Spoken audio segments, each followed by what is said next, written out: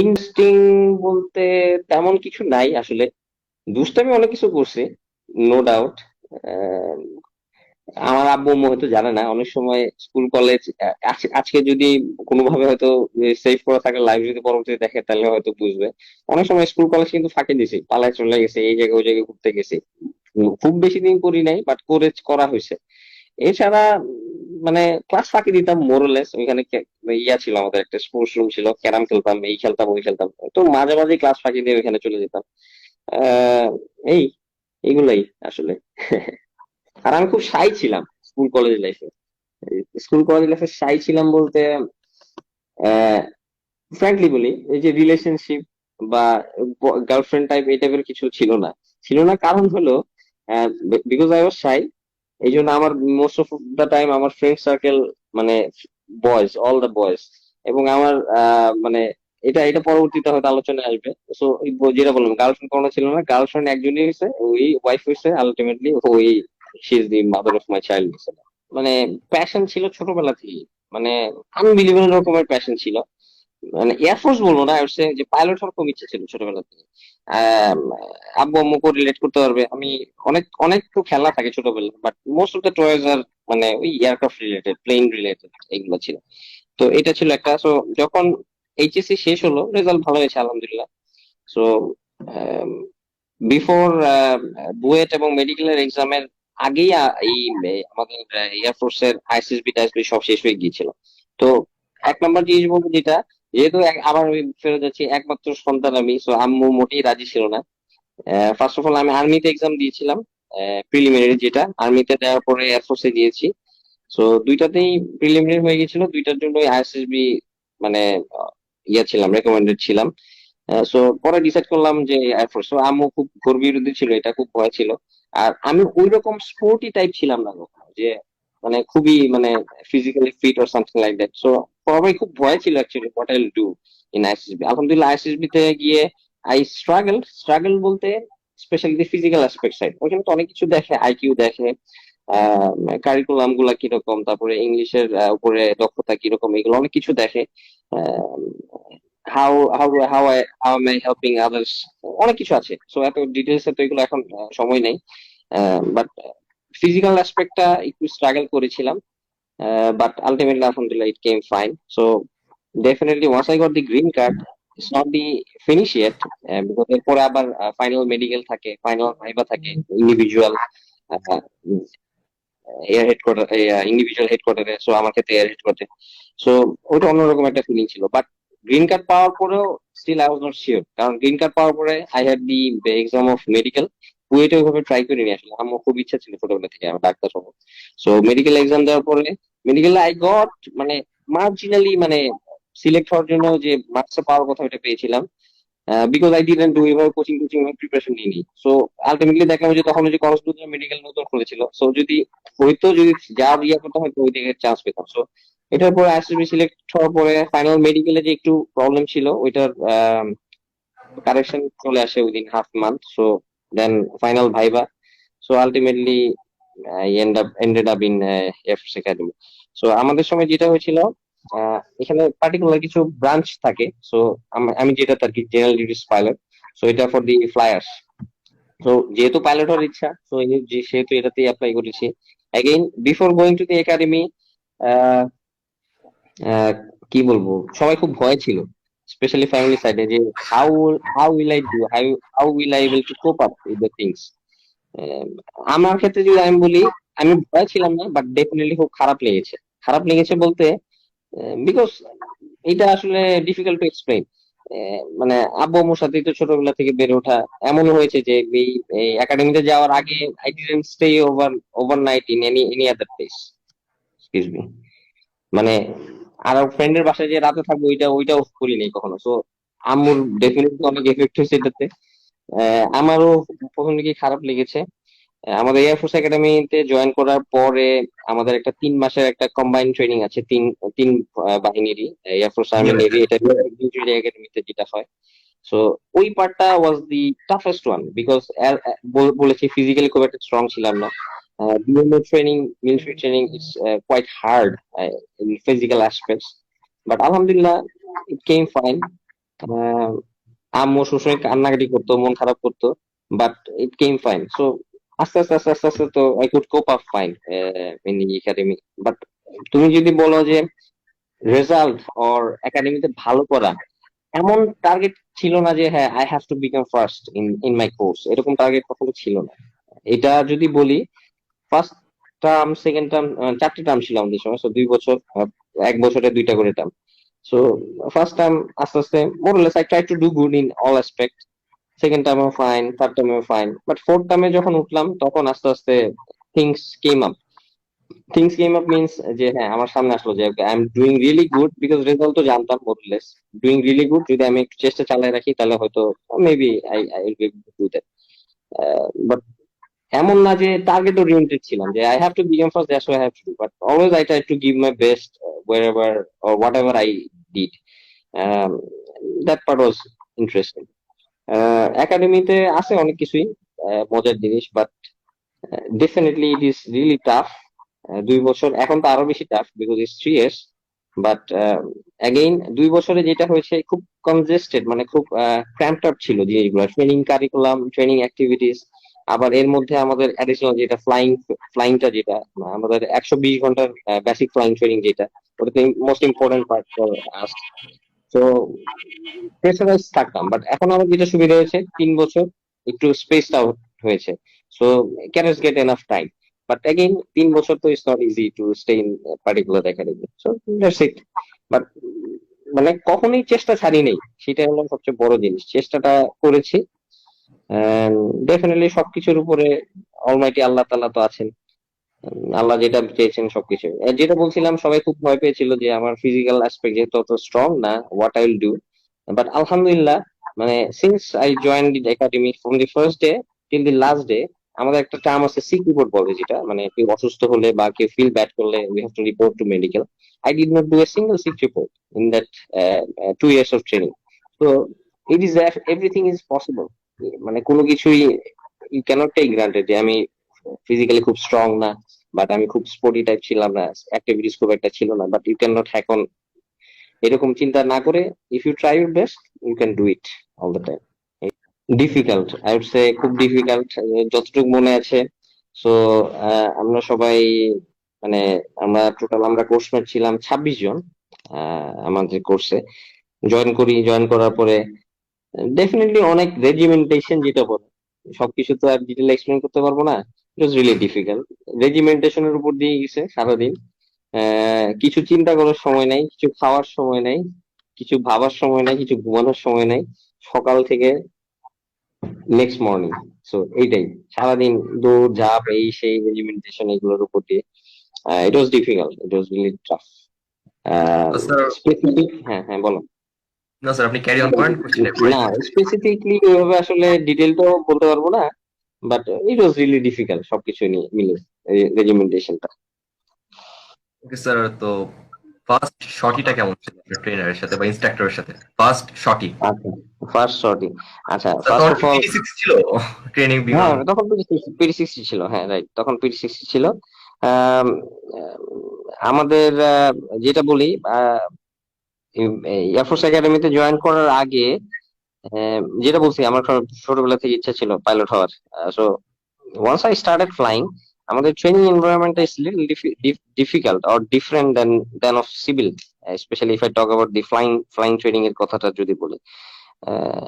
Interestingly first শর্টই সবসময় এটা আমরা চেষ্টা করি, once I came back as instructor, first time একটা ছেলে ফ্লাই করতে উঠতেছে with the aircraft control in his hand. So আমরা, it's not that first sortie থেকেই আমরা খুব বেশি প্রেসারাইজ করবো এরকম কিছু না। First sortie is we call it joy sortie type. So সবকিছু ঘুরে দেখানো, হ্যাঁ একটা কনফিডেন্স দেওয়া যে না, you can do it, okay you are flying the aircraft, something like that. So it was, I would say, kind of a dream come true. যদিও তখন কিছু পারি না, কিছু শিখি নেই ফার্স্ট শর্টিতে। So but the instructor, my basic, I say যে আমরা যেটা বলি আমাদের বেসিক ইনস্ট্রাক্টর বলি, যে যে আমাদের ফার্স্ট ফ্লাইটটা শিখায়। সো আমার basic instructor definitely gave me the thrill and feelings of being an military aviator. এটা খুব ইন্টারেস্টিং ছিল। আসলে উপরে আকাশ থেকে তো মাটি দেখা বা মাটিতে কি আছে না দেখা, এটা selected, I would say selected না, খুব কম মানুষই এই স্কোপটা পায়। I am not talking about যে প্যাসেঞ্জার হিসেবে, অ্যাজ এ পাইলট হিসেবে, অ্যাজ এ মানে কন্ট্রোলার অফ দি এয়ারক্রাফট হিসেবে। এটা আল মহান আল্লাহ তাআলা অবশ্যই একটা আল্লাহ তাআলা blessed me with this opportunity. So এটা আসলে beyond any words, how did I feel. And এটার জন্য definitely I am really grateful to my basic instructor, because এখন যদি এটার সাথে একটু জাস্ট কোরিলেট করি, এই মানে আমাদের এয়ারফোর্স কমিউনিটিটা একটু ছোট কমিউনিটি বলবো, মানে limited officer.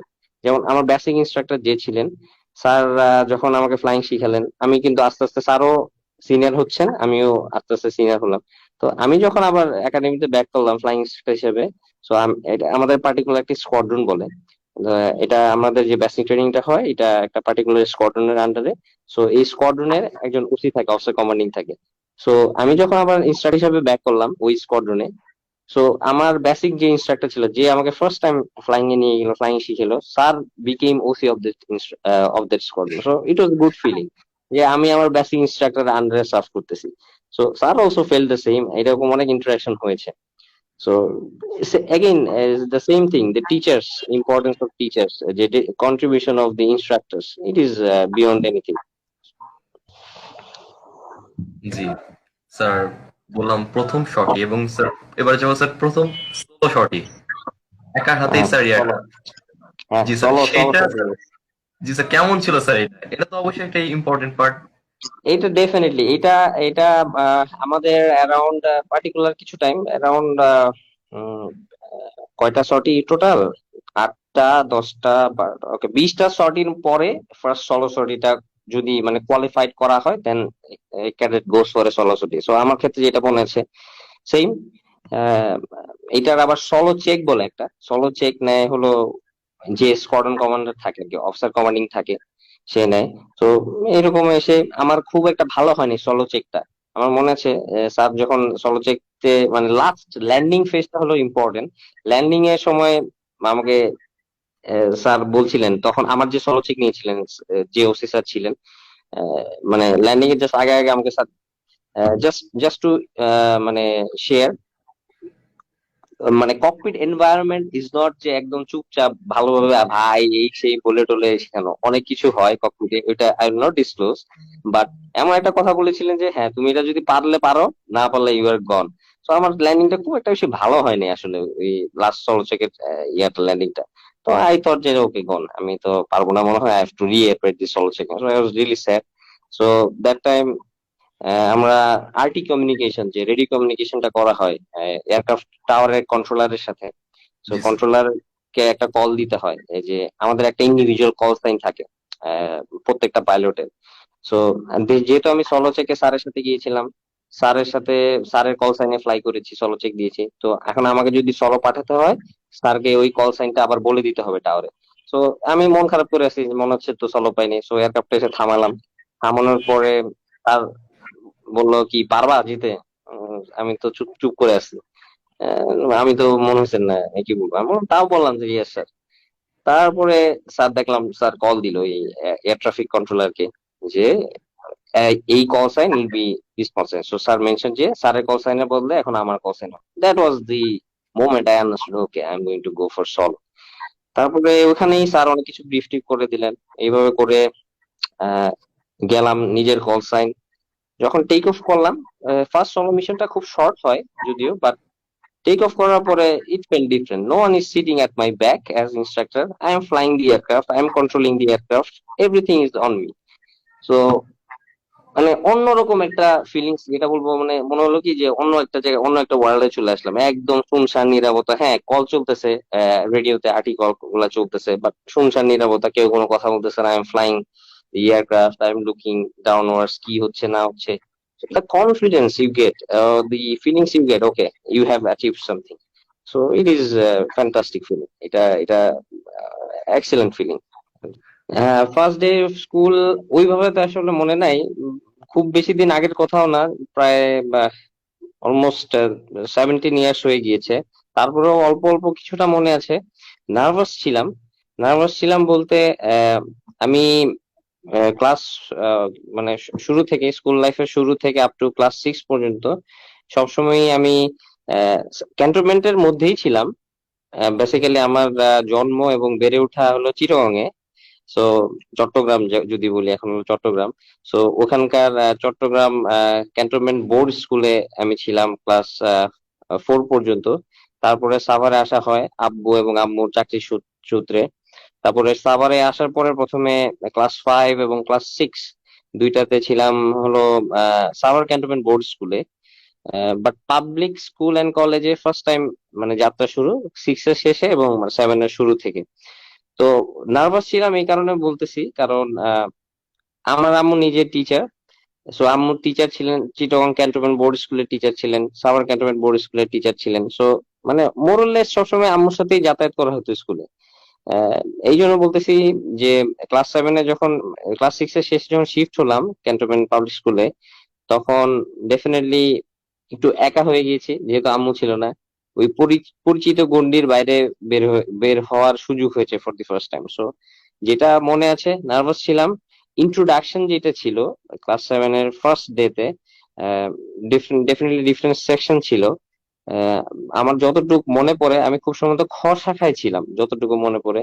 So new school, new faces, কেউ কাউকে তো চিনতাম না আগে থেকে। সো একদম শুরু থেকে যদি বলি, নার্ভাস ছিলাম, ফ্রেন্ডস ছিল না, টিচাররা সবাই নতুন, স্টুডেন্টরা সবাই নতুন। সো ডেফিনেটলি নার্ভাস ছিলাম, বাট আলটিমেটলি যেটা হয়েছে, আস্তে আস্তে ওরিয়েন্টেড হয়েছি। এবং ডেফিনেটলি তোমরা সবাই জানো যেটা সাভার ক্যান্টনমেন্ট, যদি আমি বলি স্পেশাল, আমি যখন ছিলাম তখন দেখেছি খুবই কম্পিটিটিভ ছিল। সো স্টুডেন্ট হিসেবে খুব একটা খারাপ ছিলাম না কখনো। সো ক্যান্টনমেন্ট বোর্ডে যখন ছিলাম, সো তখন ক্যান্টনমেন্ট বোর্ডের result wise, roll number wise প্রথম দিকেই থাকতো। বাট পাবলিকে যখন গেলাম, সো ফার্স্ট এক্সামে বড়সড় ধাক্কা খেয়েছি, অনেক পিছনের দিকে চলে গেছে। So that time I understood যে how competitive the things are. So সবকিছু মিলিয়ে first day at school was difficult, এবং প্রথম দিকে একটু কোপ আপ করতে একটু সময় লাগছিল। বাট আলটিমেটলি যেটা হয়েছে, ইন্টারেস্টিং জিনিস যদি যেটা বলো, ডেফিনেটলি সব স্যারদের ম্যাডামদেরকে প্রচন্ড রকমের ভয় পেতাম, যেটা এখন আছে, বাট অনেক কম লেভেলে আমি বলবো। But respect always is there for them. But সবসময় যেটা হয়েছে, ওনারা খুব হেল্প করতেন, সবকিছু নিয়ে, অনেক কিছু নিয়ে হেল্প করতেন। আমি ওই আমাদের এক্স ক্যাপে একটা স্টোরি শেয়ার করেছিলাম, যে এটা প্রবাবলি সবাই দেখেছে বা পড়েছে।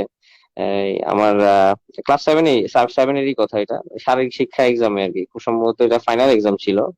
বার্ষিক পরীক্ষা ছিল, বার্ষিক পরীক্ষা এরকম কার খাতা কপি করতে গিয়ে, কপি না বলছে, মানে কাইন্ড অফ নকল টাইপ আর কি।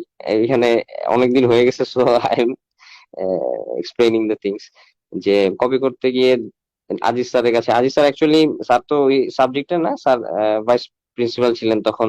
স্যার তখন এসে আমাকে, মানে স্যারও এমনি জাস্ট ভিজিটে এসেছিলেন আর কি, ইনভিজিলেটরও ছিলেন, এমনি ভিজিট এসে তখন দেখলেন, দেখার পরে মানে জিনিসটা এরকম কি, মানে কখনো স্যাররা কি একটা জিনিস, সবসময় স্যাররা বা ম্যাডাম হিউমিলিয়েট করতেন না, কাইন্ড অফ ওইটা ফান হিসেবেই স্যাররা জিনিসটা হ্যান্ডেল করতেন। সো আজিজ স্যারও সেটাই করেছেন, যে ডায়াসের উপরে নিয়ে দাঁড় করিয়ে বললেন যে আচ্ছা দেখো, এইসব এই গাধাটাকে দেখো, যে অন্য এক্সামে নকল করলে করো, শারীরিক শিক্ষা এক্সামে কি কেউ নকল করে নাকি, দেখো। So I was so afraid, আমি খুব ভয় পেয়েছিলাম, কারণ ডেফিনেটলি বাসার থেকে তো একটা, মানে এটা যদি বাসায় আব্বু বা আম্মু জানতো, so they would not have like it. But এরপর অবশ্যই জেনেছে, মানে অনেক পরে যে। বাট তখন আমি স্যারকে জিজ্ঞেস করলাম যে sir, I am extremely sorry, যে এটা আসলে first time I am doing this, I don't know why did I do this, but আপনি যদি কাউকে না বলতেন। পরে আলটিমেটলি স্যার আমাকে বুঝিয়েছে, বাসায় আর বলে নাই। আই ওয়াজ সো অ্যাফ্রেড যে স্যার হয়তো বাসায় বলে দেবে। সো এইসব জিনিসগুলো মনে হয়। আর ডেফিনেটলি সবারই একটা ফ্রেন্ড সার্কেল থাকে স্কুলে। স্কুলের ফ্রেন্ড সার্কেলদের মধ্যে আমার এখনো মনে আছে, খুব বেশি বড় ছিল না, অল্প কিছু ফ্রেন্ড সার্কেলদের মধ্যে যাদের আমি ক্যারি ফরওয়ার্ড করেছি আপ টু কলেজ পর্যন্ত, সেম কলেজেও ছিল। একজন আছে আকাশ, শাহ ইখতিয়ার আলম, ও এখন রূপপুর পারমাণবিক বিদ্যুৎ কেন্দ্রের ইঞ্জিনিয়ার হিসেবে আছে। ও বইয়ের স্টুডেন্ট ছিল। আরেকজন আছে সৌরভ, ও কাল কলেজ পর্যন্ত ছিল। ও একটা বেসরকারি কোম্পানিতে জব করছে ইঞ্জিনিয়ারিং এ, নর্থ সাউথ থেকে গ্রাজুয়েশন শেষ করে। অর্ণব, তারপরে মেহরাব, দীপ দীপ এখন ইউএসএ তে আছে। সো তারপরে রিফাত শোভন ও ইউএসএ তে আছে, মাসরুর, তারপরে আনোয়ারুল আইবিদিন, টাইফুন, অনেক অনেক ফ্রেন্ডের কথা মনে পড়ে, যদিও আসলে ব্যস্ততার কারণে এটা আমার লাইফের ওয়ান অফ দি মানে রিগ্রেটস আই, যে কারোর সাথে ওইভাবে যোগাযোগ মেনটেন করা সম্ভব হয়নি স্কুল বা কলেজের পর থেকে এই ব্যস্ততার কারণে। বাট চেষ্টা করি ডেফিনেটলি। ওদের সাথে অনেক অনেক মজার মজার স্মৃতি আছে। খেলাধুলার ব্যাপারে একটু ডিসকারেজ করতো আব্বু আম্মু, কারণ আমি হয়তো ভয় ছিল কিছু, যে আম্মু আসলে, বলুন তো, আমি একমাত্র সন্তান যেহেতু সবসময় আম্মুর সাথেই ছিলাম স্কুল লাইফে। বাট ভয় পেতে হয়তো হয়তো ব্যথা ট্যাথা পাই নাকি না। বাট মনে আছে স্কুলে স্পেশালি রেইনি সিজনে এরকম বেশ কয়েকবার হয়েছে যে আফটার স্কুল ফুটবল খেলা মাঠে ভিজে টিজে গিয়ে কাদা টাদা মেখে গিয়ে, আরেকটা ফ্রেন্ড ছিল আফতাব বিন আলী রোহান, ওর বাসায় গিয়েছিলাম। তো সারা দুপুরে ফুটবল টুটবল খেলে ওর বাসায় যেয়ে গল্প টল্প করা, এই মানে মেমোরিজ গুলা রিয়েলি রিয়েলি ইন্টারেস্টিং। কখনোই they are not free, so always they remain busy. So আমাদের দেশে আই উড সে যে অনেক ক্ষেত্রেই দেখা যায় যে টিচারদের, যে টিচিং যে প্রফেশনটা, এটা আসলে enough respect we do not give, আর ভ্যালুটা ওইভাবে করা হয় না। সো স্যার ম্যাডামদের তুমি অলরেডি উল্লেখ করেছো, স্পেশালি আই রিমেম্বার আজিজ স্যারের কথা, মামুন স্যারের কথা, সেলিনা ম্যাডাম ছিল ইংলিশে, সেলিনা ম্যাডাম, তারপরে আঞ্জুমান আরা ম্যাডাম বাংলার, পারভেজ স্যার। বাট মানে স্যার ম্যাডামরা আসলে কি পরিমাণ সাপোর্ট দিয়েছেন, মানে এটা আসলে বলে বোঝানোর মতো না। এবং এখন আমি বলি যে আমাদের SSC HSC, specially SSC 2007 batch, Savar cantonment public স্কুলের, মানে আমি যদি হিস্ট্রি দেখি, মোরলেস সবাই মোরলেস ফেসবুক আছে, ফ্রেন্ড হিসেবে আছে সবাই। এভরি ওয়ান ইজ মানে শাইনিং ইন দ্য লাইফ, সবাই কোনো না কোনো ভালো জায়গায় আছে। এবং even when we were in school, I remember class 8 এর বৃত্তি পরীক্ষায়, আউট অফ, এক্সাক্ট নাম্বারটা হয়তো মনে নেই, রাফলি আউট অফ মেবি 45 or 46, আমরা 44 সবাই বৃত্তি পেয়েছিলাম, এর মধ্যে ট্যালেন্ট পুলে ছিল 30+। এসএসসি তেও ইট হ্যাপেন, অ্যারাউন্ড একজন বা দুইজন জিপিএ 5 পায় নাই, সবাই জিপিএ 5 পেয়েছিল। So this achievement of the students definitely, এটার বড় একটা credit goes to the all the teachers. I would also like to mention যে মানে নট অনলি স্কুল, ডেফিনেটলি যেহেতু আমি ক্যান্টনমেন্ট কলেজেও ছিলাম, কলেজেও সেম। কলেজে আসলে ওঠার পরে কি হয়েছে, সবার ক্ষেত্রে হয় নাকি আমি জানি না, বাট আমি একটু দুষ্টামি টাইপের একটু বেশি বেশি বেড়ে গেছিল মনে হয় কলেজে উঠে, এই জন্য রেজাল্ট আসলে কলেজের মানে এক্সাম গুলোর রেজাল্ট অত ভালো হচ্ছিল না। বাট মোরলেস সবাই মানে টিচাররা মোরলেস কনফিডেন্ট ছিল যে না, I will be able to do good in the actual exam. তো কলেজে রেহানা ম্যাডামের কথা মনে আছে, সুনীল স্যারের কথা মনে আছে। 2016 there was a reunion in the cantonment college, both school and কলেজের ক্ষেত্রে, সেখানে গিয়েছিলাম। রেহানা ম্যাডামের সাথে প্রায়ই আমার কথা হয়, ম্যাডাম ফোন দেয়, খোঁজ খবর নেয়, যদি আমি সুযোগ পাই না, আমার করার কথা যেটা খোঁজ খবর নেওয়া, সেটা আমি করতে পারি না, বাট ম্যাডাম ফোন দিয়ে খোঁজ খবর নেয়। সো এই যে আসলে এই বন্ডিংটা, এটা ভেরি ইম্পর্টেন্ট। মানে স্যার ম্যাডামরা তো এখন আসলে অনেক দিন হয়ে গেছে, অনেক সিনিয়র হয়ে গেছেন, অনেকের যারা ছিলেন আমাদের সময় স্কুলে অনেকেই নাই, রিটায়ারমেন্টে চলে গিয়েছেন। বাট এখন তাদের প্রাপ্তি হলো এটাই যে তারা যাদেরকে পড়িয়েছেন বা যাদের গাইড করেছেন, আহ, সেই স্টুডেন্টরা এক একজন এক একটা ভালো ভালো জায়গায় আছে।